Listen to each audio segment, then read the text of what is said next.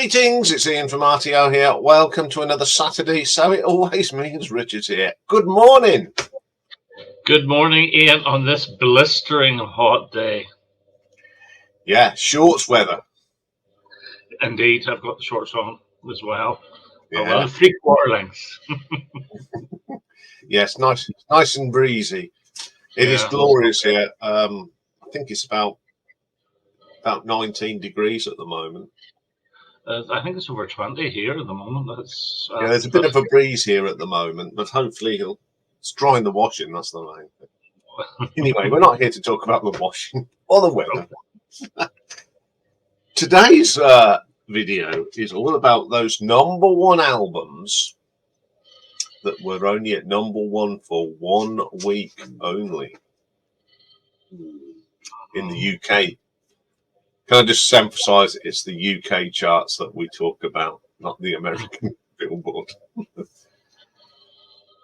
So as usual, Richard goes first, I go seconds. 5 bubbling unders from me today. I have got 4, so I have, but one is a slight cheat, but sure, I'll get away with it, I always do.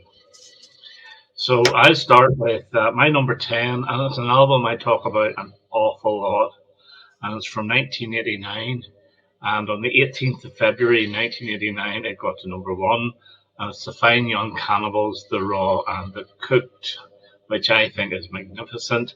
It's got about 5 singles off it. She Drives Me Crazy being the best of the lot, but they're all very good, like Good Thing and Not the Man I Used to Be, and Don't Look Down, and the other one was the cover of Ever Fallen in Love by the Buzzcocks, which I think is great, but the rest of the tracks are really, really good.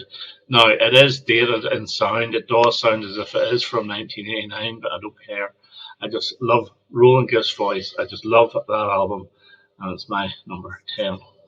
Yeah, I think that's an album, although it was only at #1 for 1 week, it sold a lot of copies, didn't it? Yeah. I think it was in the album charts for such a long time. I was actually surprised doing this, that some of the albums only stayed at #1 for 1 week. Very surprised.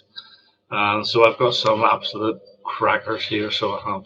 Yeah, I mean, and some of them are 3 times platinum, and you just wonder why it only got to #1 for 1 week. Yep. Okay, my number 10, we're going to start off from March 1974, and Slade. And Old New Borrowed Blue. What an album that is. I mean, it's got Every Day on it, My Friend Stan. It also has an awful lot of good LP tracks on it. Yes. Hint, nudge, nudge, wink, wink. Yeah, precisely. Yeah, I've not said one particularly now because of what we've just discussed. But yeah, they're the big singles off it. It's a great album, and I think it's sort of probably one of the last ones of the big popular before they started. It's near the end of their real popular time. And although the next album, Slade and Flame, although it didn't get to #1, I think it's a slightly better album. But I'll talk a little bit more about Old New Borrowed Blue as we go on. Okay. Yes. My number 9 is from 1979, 13th of October. It's 1 week, and it was Blondie, Eat to the Beat.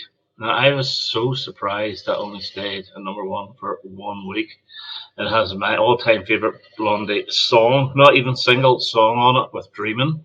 It's got Atomic on it and Union City Blue. Those were the 3 singles, but a heck of a lot more, like Accidents Never Happened. And the chord reggae of Die Young, Stay Pretty, I've always loved. And then the Motownish Slow Motion, which to me would have been a #1 single if it had been released. I think it's a really good album. I think it's slightly better than Parallel Lines. I've always enjoyed it a little bit more. Now, there's one track that the majority of people can't stand where Debbie's just screaming. It's called Victor. I have no issue with that at all. I actually quite like it. My least favorite is the title track, Eat to the Beat, which I think is just a little bit basic. But they do a really good closing track, Living in the Material World, or Living in the Real World, sorry, I think of George Harrison there, which is absolutely brilliant. It's a really good punk song, but I love the album.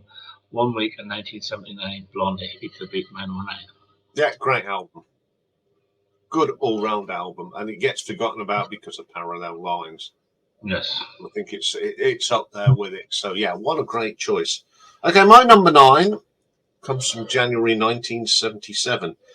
It was released, I think, in 76, and it's Queen's A Day at the Races. 1 week at number 1, and it's got some very iconic songs on it. Somebody to Love, Tie Your Mother Down, Good Old Fashioned Lover Boy. But one of my favourites of that is the Japanese Tia Tora. Yeah. Yeah, and Drowse. I just love that. Yeah, it's so trippy. It's very trippy, and it's completely different. It is really A Night at the Opera Part 2. And it used to be my favourite Queen album, and I got fed up with it. But now I'm actually appreciating it more and more and more again, and I think it's really up there. And I'm not going to speak too much about it either, because it will be coming later too. Oh, so I've got a couple of... One thing I will say, that the album that knocked it off number 1 is the 4th best album of all time, ABBA's Arrival, with the brilliant Dancing Queen on it, Ian, and don't say anything. That's it. Okay, my number 8. You might think this is pretty low, and I have a feeling this will be in your top 3. It's Mike Oldfield's Tubular Bells from 1974, and it actually took Hergest Ridge's second album off the top. It had stayed for 2 weeks. The thing about Tubular Bells, I do really like that album, but I so much prefer Tubular Bells 2. I think it's the sound of it, of Tubular Bells 2, is more, I'm not going to say updated, but it's a crisper, cleaner sound.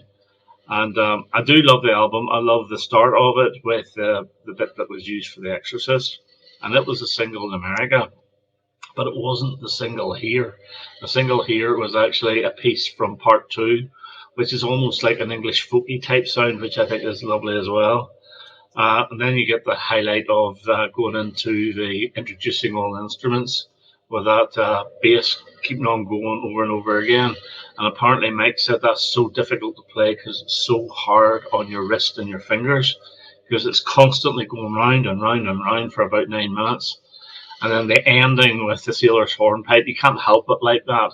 Especially like the bonus on the CD, whenever you get the full version of that with Viv Stanshall making commentary, and he's pissed as a fart as well when he's doing it. I'm going to be talking about this later, and I'll tell you the story about that. Okay, so that's my number 8 as Mike Oldfield's Tubular Bells. 1 week, and I didn't actually put down the date. Oh, it did, October.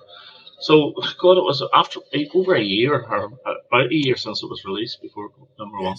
That's yeah, we'll talk about that later, shall we? Okay, my number 8 is from 1975, October 75. And I was amazed this only was at number 1 for 1 week. It's Pink Floyd's Wish You Were Here. Mm-hmm.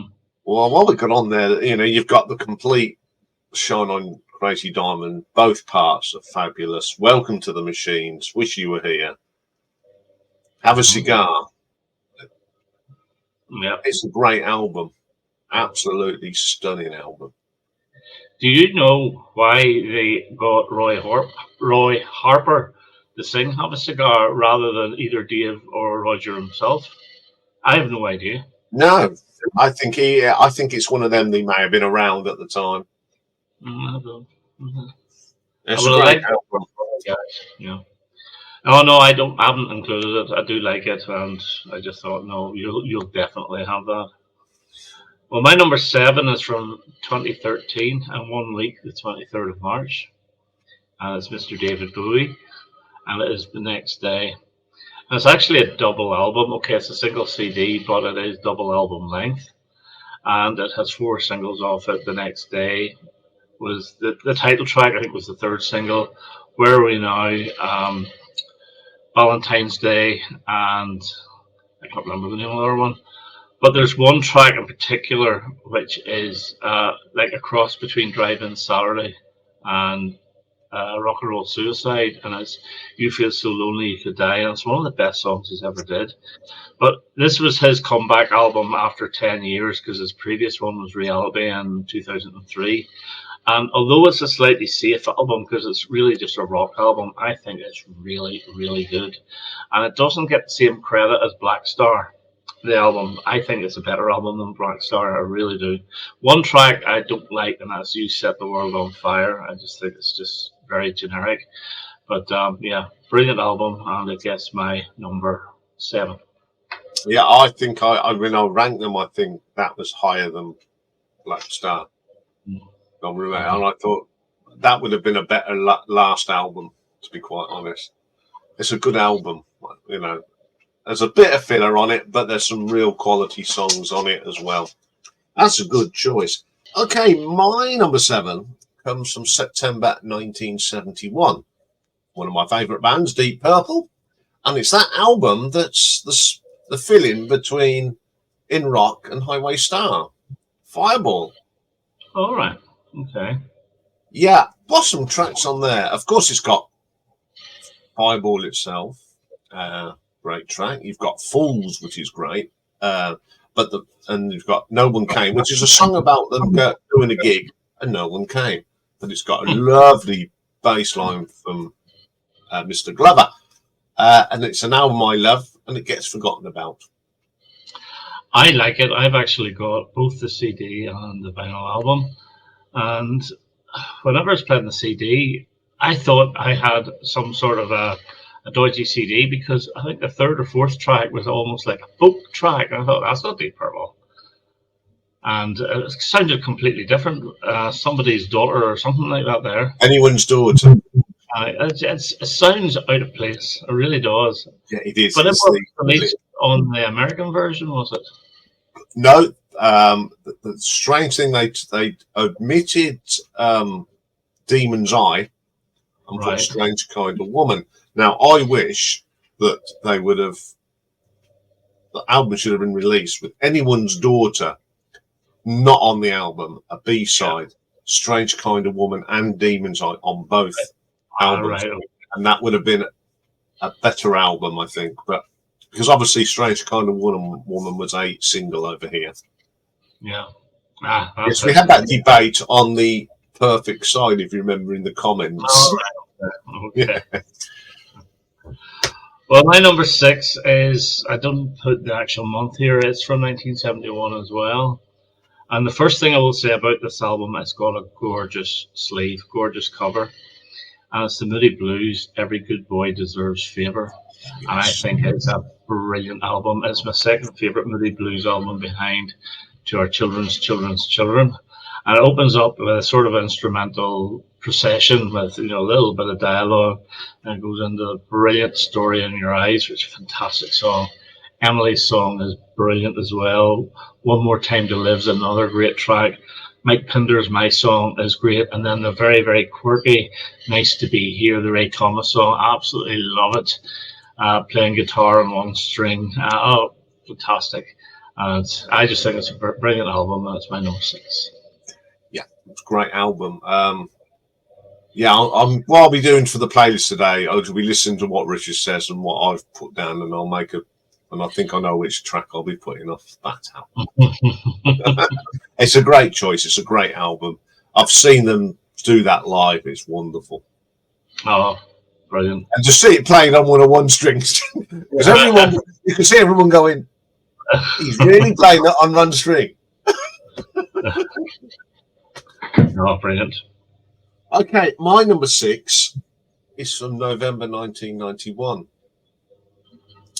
And it is an Irish lady by the name of Enya. All right, okay. And the beautiful album Shepherd's Moon, which has got Caribbean Blue on it. And the big hit from there, of course, is Book of Days. Mm-hmm. But my favourite track is Marble Halls. Right. Oh, I could go to sleep listening to that. It's beautiful. I only have one double best of, which I bought after watching you rank the Enya albums, and it really, really is good. Her voice is beautiful. So it is. And I know Jimmy Barnes is a huge fan of Enya Yeah, as so well. Jimmy will be happy that we've got a bit of Enya in today. Yeah. And it's funny, I was at a record fair this morning, and you don't see any Enya. People don't sell them. You don't, whenever they buy an Enya album, they keep it, and you never see them second hand. So you don't. But no, good choice. Well, my number 5, and this is the really big surprise that this only stayed at number 1 for 1 week, and it was on the 20th of January 1978.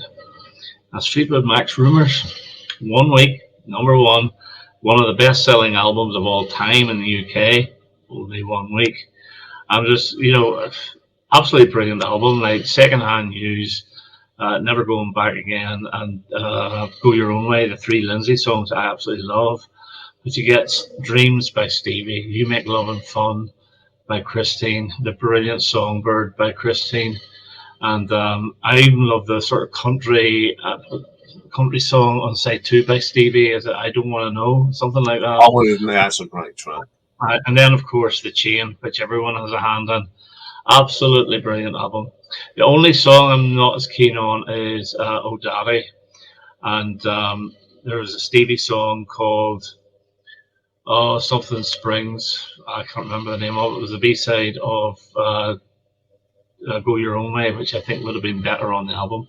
But it's a fantastic album. I think it's one of the best-selling vinyl albums of the vinyl revival. Because when I was talking to Johnny, he couldn't keep it in stock. Everybody bought Rumours, quite rightly so. That's my number 5. Well, I purposely left that one out because I got a rough idea you would be mentioning. So I thought, yeah, I'll leave that one out. But I totally agree with everything you say about that album. It's one that I had on CD, but of course it's now on the wish list for a vinyl copy. Yeah. So that's finding an original copy of it at the moment. Okay, my number 5, bit of heavy metal for you today. Right, okay. From 1988. It's Iron Maiden and their album Seventh Son of a Seventh Son.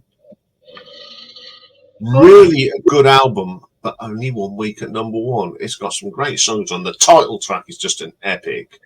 It's got Infinite Dreams, and it's got Can I Play With Madness, but of course featured Mr. Graham Chapman in the video as a school teacher, and it was one of his last ever performances before he passed. So that's the video I'm putting in today anyway, because it's got Graham in it. Funny enough, I do have an Iron Maiden double CD best of type thing I bought for $5 out of Asda a few years back. Never played it. I must give it a go because they're very highly regarded amongst the heavy metal community. They are very highly regarded. So I must give it a go. Well, my number 4 you've already mentioned, and 1 week in 1977 as Queen A Day at the Races. And you've got 3 big hits. Well, 2 big hit singles with Somebody to Love and Good Old Fashioned Loverboy, which actually was an EP, but it was the main song and it was Top of Pop's performance. And then Tie Your Mother Down, which I think was not the right choice of a single, a brilliant opener, but not a great single. But other tracks like Love Away, a sort of acoustic Brian May song, is brilliant. A little bit like 39. The Millionaire Waltz, my God, that is a fantastic track by Freddie. And then you get You Take My Breath Away, which is gorgeous ballad. The only track I'm not keen on is White Man, which I think is a bit dirty, but the rest of the album is superb. And of course, Somebody to Love, one of their best ever singles. One of the best vocal performances by Freddie, and the backing vocals are magnificent. Really, really good album, and a superb follow-up to Night at the Opera. That's my number 4. Yeah, I think we both said it, and the good news is today because I'm going to put different songs on from the album. So some of these you're going to get 2 songs from the artist. Mm-hmm. Yeah, I think it needs it. Yeah, what a great choice. Okay, my number 4 comes from 1975, and it's a double album by Led Zeppelin. Yeah.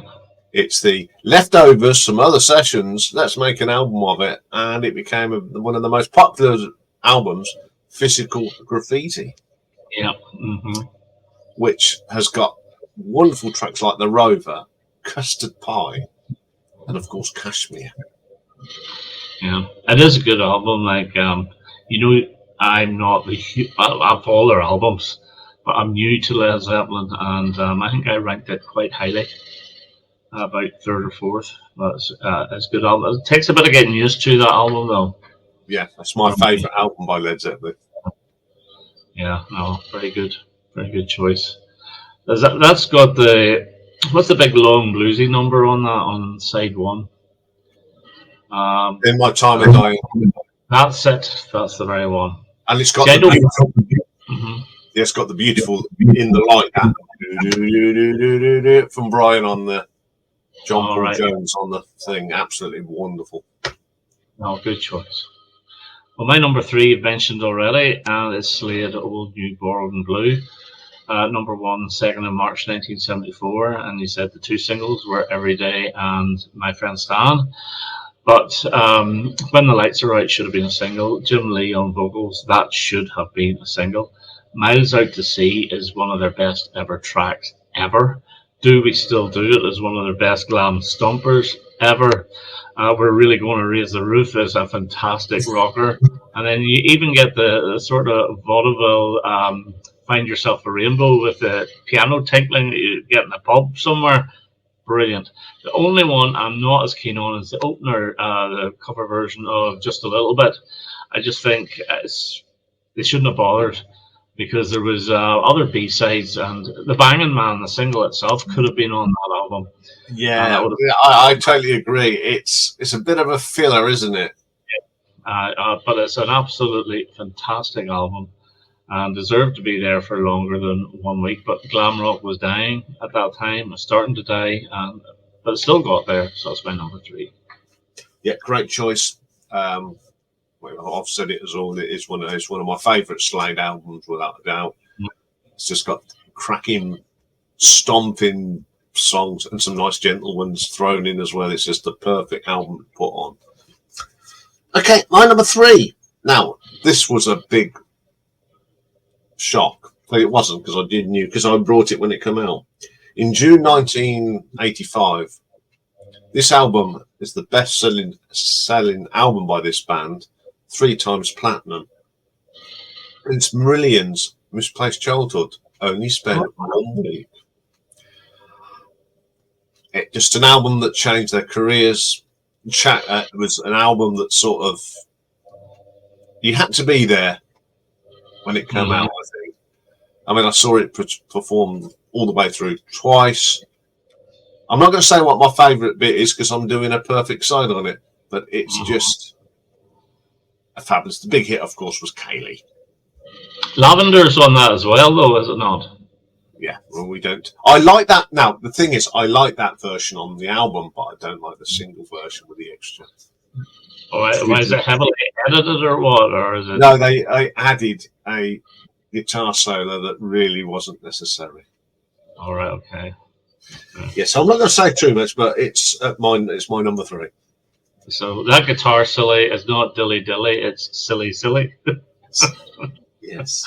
Okay, my number 2 is from 1972, and 18th of March, and it's Paul Simon and the self-titled album. It was the first album after Bridge Over Troubled Water, and it's a radical change. Okay, there's a couple of tracks there that could have been done by Simon Garfunkel, but the 2 hit singles were Mother and Child Reunion and Me and Julio Down by the Schoolyard. Brilliant songs, but it has Duncan on it, and it's a fantastic story type song. Really, really good. Armistice Day, you really get to hear how good an acoustic guitar player Paul Simon is. You get the really laid back feel of Run That Body Down, another brilliant song. Peace Like a River could have been Simon Garfunkel, very, very good. And Congratulations at the end is beautiful. The only thing I will say is a couple of tracks. Hobo's Blues is fine. It's just an instrumental with Stefan Graffelli on violin. And Paranoia Blues is like a basic type. bluesy type song, which is all right. So the two poor ones, as I would call it, are fine, but the rest of the album is magnificent, and it's my number 2. And again, different to Bridge Over Troubled Water, and that's the way he wanted to go, and it was a magnificent effort. So, Paul Simon, self-titled. Yeah, it's a really good album. I'm not going to go too much into depth because I will be doing something on Paul Simon, so I don't want to give my opinions about whether I'd rank it, but I do like it very, very much. Well, my number 2, you've already mentioned it. Mike Oldfield. It is Tubular Bells. Absolutely brilliant. I actually had a chat with Richard Branson about this when I met him. Right. Everyone wanted to talk about railways, and I wanted to talk about Tubular Bells, which he found quite refreshing. And I just said to him, "Why did you?" He said, "Because it was different, and I thought he was just a wonderful musician that needed that break." I said, "Yep, you give him a hell of a break." The story about Vivian Stanshaw, that bit, which is on the CD now, but originally it was only on the box set, with the quad version of Tubular Bells. Now, he was drunk. They were both absolutely out of their trolleys, and basically they walked round the manor with. There was someone doing the recording, Vivian just looking around Richard's house, and Mike playing his guitar. It's absolutely brilliant, and it's hilarious. It's hilarious. Vivian Stanshaw, a great man in his own lunchtime. Brilliant, but that's why it's my number 2, because it's just an absolute belter album. I would have put that as your number 1, which is, I don't know what your number 1's going to be. Well, my number 1, and this shows how much I adore this album. I really love this album. And if I say 2021, would you know what it is? Is that the year it came out? Yeah. I would say ABBA. It is ABBA. It's ABBA and Voyage. And it's such a special album. Now, a lot of people don't actually like it because they compare it to the previous ABBA albums like Arrival, The Album, Billy Blue, etc. I think it's every bit as good. The singles, well, first of all, some of the LP tracks, like there's a country song on there, I Could Be That Woman, which at the beginning I wasn't that keen on, but it is fantastic now. Ode to Freedom is the very last track on the album, and it is the most poignant song that ABBA could sing because they're not going to record anymore, and I think it's absolutely beautiful. Bumblebee with Frida singing is gorgeous. It's like almost a folk type number, which is really good. No doubt about it, it's a really good wee rocker. And then you get the singles. I Still Have Faith in You. It's one of their 10 best songs ever. Frida has the main vocal. Don't Shut Me Down, released in the same day, has Agneta on the vocal, and it's another great ABBA track. It's more upbeat, very good. Just an Ocean actually has the girls singing back in '78 whenever it was first recorded, so they used those vocals. Catchy as hell.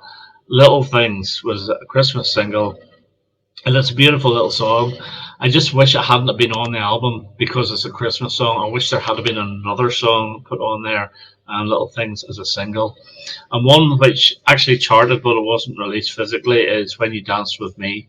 And they talk about County Kerry in the Republic of Ireland, and it's just a really, really catchy song. I love that album, and it's the perfect way for them to go out on. I wish they would do another one, but there's zero hope, and it is my number 1. 1 week in the 19th of November, or is it 11th of November?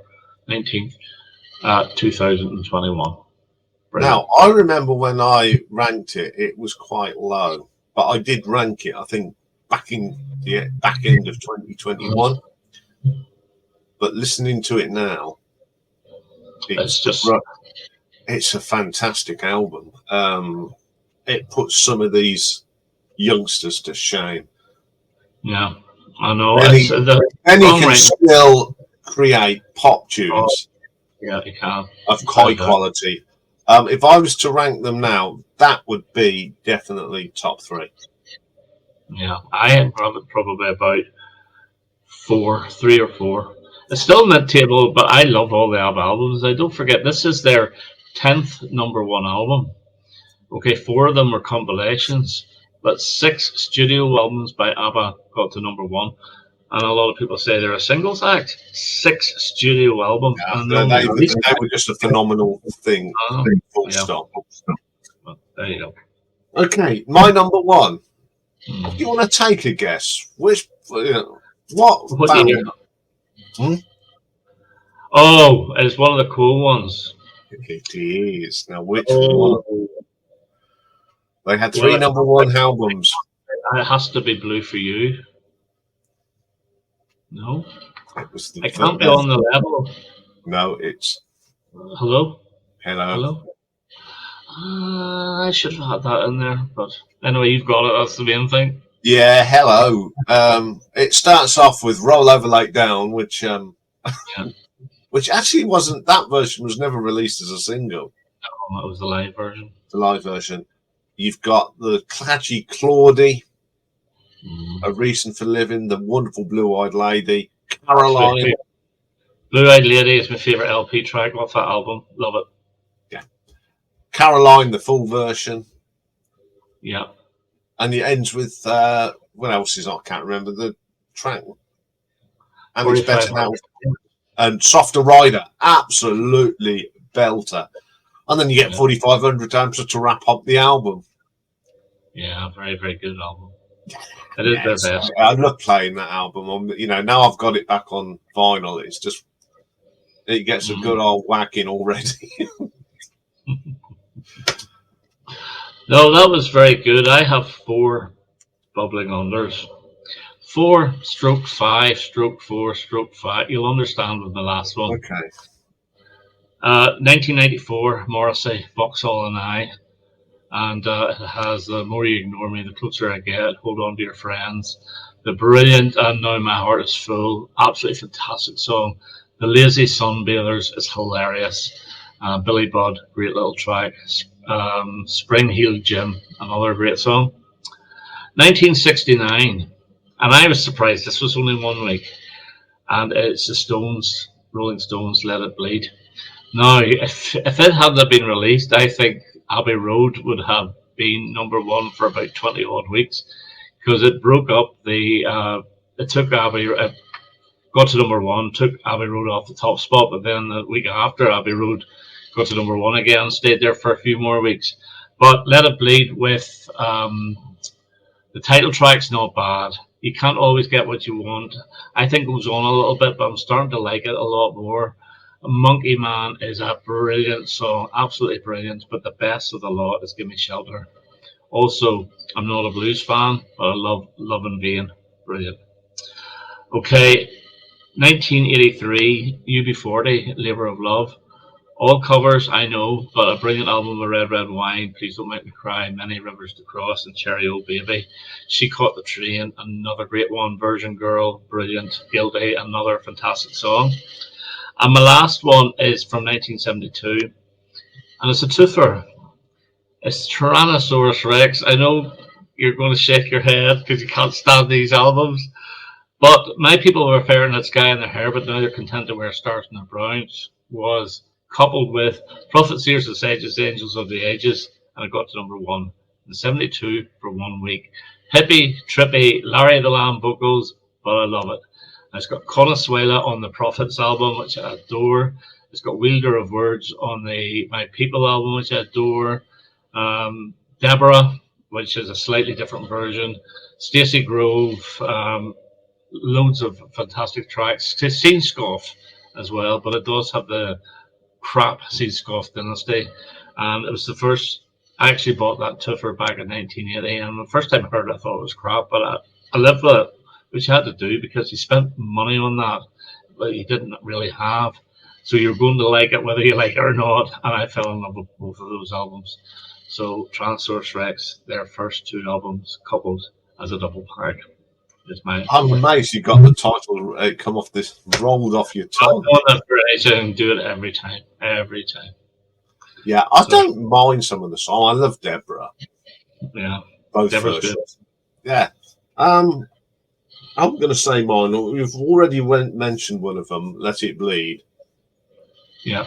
Yeah, great album. As you said, Gimme Shelter's just absolutely top draw for me.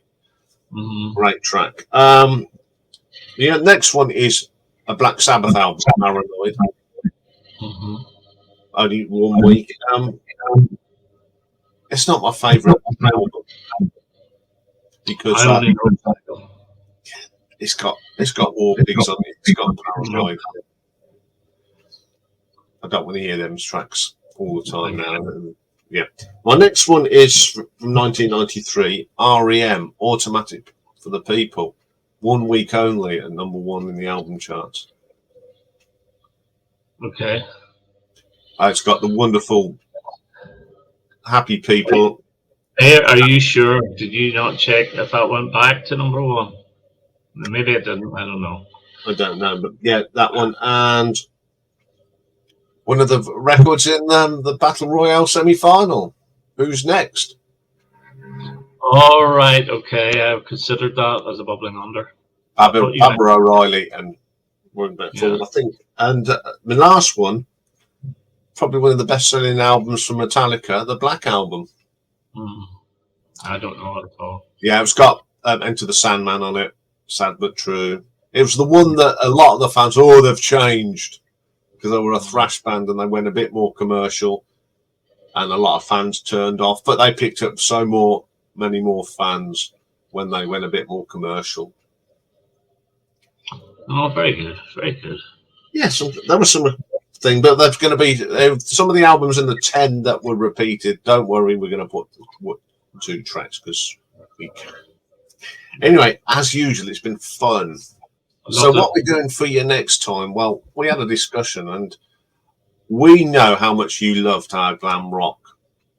Can I just say I loved it as well? That's my idea because I just love talking glam rock. So this is really for me more than anybody. Yeah, this is Richard wants to do this. So we give you a lot of favourite songs, but both Richard and I are both really glam rock nuts. So we're going to look at our deep cut tracks, the ones that some of you that only follow the singles have probably never heard of, but you're going to hear 20 from each of us next time out. They're all going to be deep cuts. And I may have 3 per artist this time. I may have. I think we may have to because there's some tracks you can't let go. It's going to be very similar to the glam rock one we did for the 40th, but this we just want to do another glam rock because we love glam rock. Yeah, and hopefully Iain will put his Dave Hill hair on and give me the Ziggy look again. Or might go for 2 other glam rock. Ooh, please, sir, make me Mark Bowen. You want to be Mark Bolan? You will be Mark Bolan. Okay. I won't tell you what I will be, but I'm sure I'll find someone. I think I know who I want to be. I know who you should be. A big blonde wig. Right. Well, we'll discuss that when we switch on. Anyway, thank you very much for watching. I know you love these videos. You always put some lovely comments. So only leaves one thing. It's goodbye from me. And it's goodbye from him. Bye, folks. See you all soon. Bye for now.